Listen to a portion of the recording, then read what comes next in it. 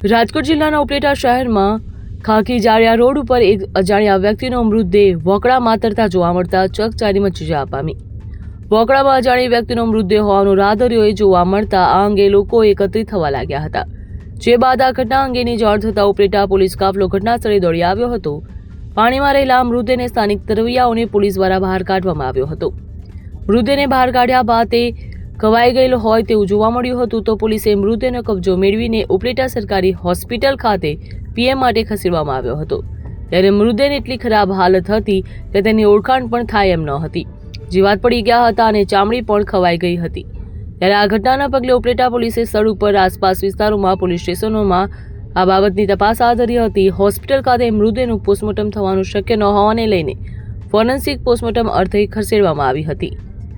મૃતદેહની ઓળખ કરવી ખૂબ જ મુશ્કેલ હતી। હત્યા છે કે આત્મહત્યા તેને લઈને ફોરેન્સિક પોસ્ટ મોર્ટમ ઓળખ થયા બાદ પોલીસ તપાસમાં બહાર આવશે। બ્યુરો રિપોર્ટ, ખબર ગુજરાત લાઈવ।